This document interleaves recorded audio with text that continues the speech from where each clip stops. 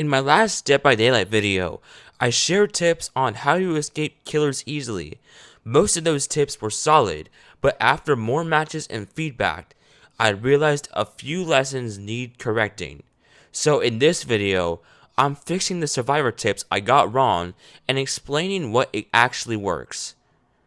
I said you never drop pallets early, and that's not always true.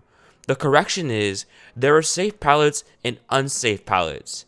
Safe pallets are long loops where you can see the killer clearly. Those are worth looping.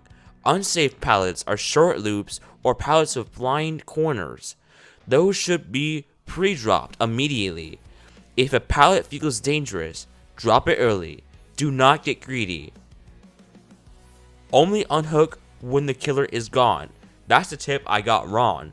I also said you should never unhook when the killer sees you unless the survivor is on a second hook. That was too strict. Sometimes you should unhook even if the killer is nearby. You can safely trade hooks, body block, or prevent tunneling. Unhooking is the correct play. Don't farm hooks. Don't let teammates get tunneled either. I said to run straight away from the killer's face. Run straight away from the killer. That works early, but not always. The correction is, you should always run towards a structure, not just away. Running in a straight line with no plan gets you hit faster. Distance is good, but pathing is better. That needs clarifying. Don't vault or drop until the killer is close. That needs clarifying. This tip depends on the situation. Pre-vault strong windows if you know the killer is coming. Don't panic vault weak videos or drop pallet from across the map. Use strong structures early. Save pallets when possible. Go for flashlight saves. That needs balance. Flashlight saves look cool, but they're risky. Only go for flashlight saves if the angle is guaranteed and you're already in position. Missing a flashlight save wastes more time than doing a generator. Generators win games. Flashlights are optional. Before I end the video, I want you to still watch the lessons that are correct. Easy. Alright, so you can see I've entered the match. When you do enter the match, find a generator and start repairing it right away to get a good beginning. If you don't pay attention to either looking where the killer is or listening how tense the tear radius is, you'll be more likely to get injured when the killer is chasing you. So pay attention. But when the killer is undetectable when you're on a generator, try your best to pay attention to where he or she is, including the doors. Now if the killer is following you and you're running away, don't just wait into a good spot for the killer to come over to you so that you can do something to outrun them, because the killer has less time to deal with it. But if you are running away from the killer from a long distance, the best thing to do is keep running away without vaulting a window or dropping a pallet unless the killer is getting close to you. When the killer is close to you, you can start finding the closest pallet or a window to elude or stun the killer. Remain vigilant. If you're going against ranged killers, like Huntress for example, pay attention to her hatchets because she might throw them to you from a long distance. And also, if you are paying attention to her but not watching where you're going, you could run into something that blocks you so the killer can catch up to you. Make sure you take seconds to look back and forth to where you're going and where the killer is, to make sure you're good. This is all the best thing to do, because it's a waste of time for the killer, and the longer the chase, the more time your allies will have to work on generators.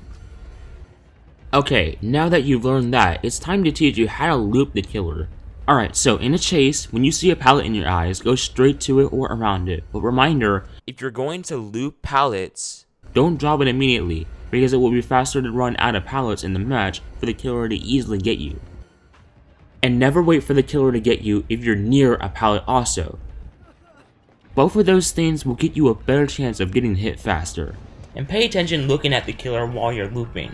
Here's why you need to do that. There are two warning things you need to know. Number 1. If you're not paying attention while you are looping the killer, you might not notice that the killer might go to the other way while you are continuing to head the way you are going to, and you will get hit.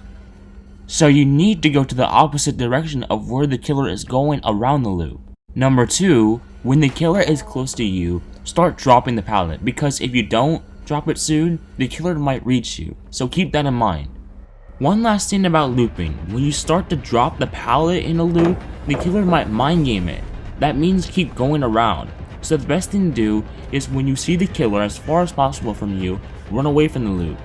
If going against a trapper while looping, sometimes he might put bear traps in your pallets. If so, leave the loop. Remain vigilant. If you face a lesion, it's able to vault pallets too, just like survivors if it has its frenzy.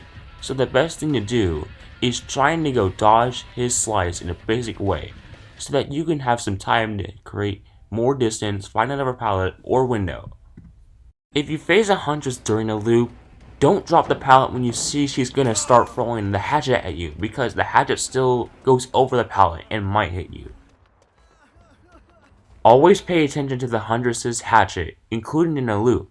Same thing with Executioner. If he is about to use his punishment of the damned, don't drop the pallet, instead try looping it again so you have more time to dodge it with a higher chance. Do the exact same thing as Executioner if you're going against a nemesis. This is how a loop should be.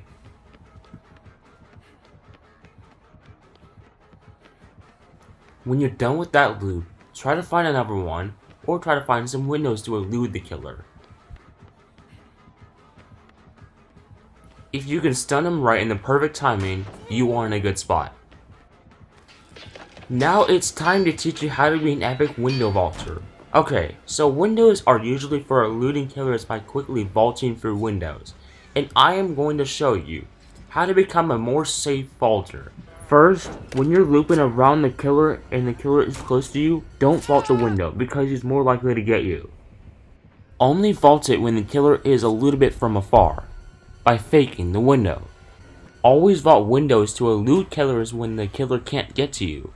But beware of some ranged killers, just like last time, their pallets can go through the window, so the best thing to do is either go to the left or right when the killer is about to use their power on you, so that you can have a higher chance of dodging it. Alright, now it is time to know some of the best objective time limits. If you want to risk saving a hooked survivor, try paying attention to where the killer went, so that you'll unhook the survivor safely. After that, you will have the 3 options that's best for you.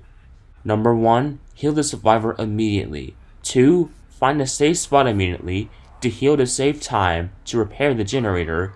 And 3, if the survivor doesn't want to be healed or plan to be healed later, then go back to the generator. Those options are the best thing to do after you unhook a survivor safely.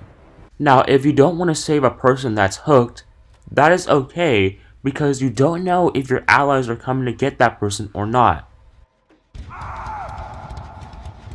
But when the hooked survivor is almost about to go into their second hook state, then that is probably the best time to go save that person, unless you see another person is trying to get them too.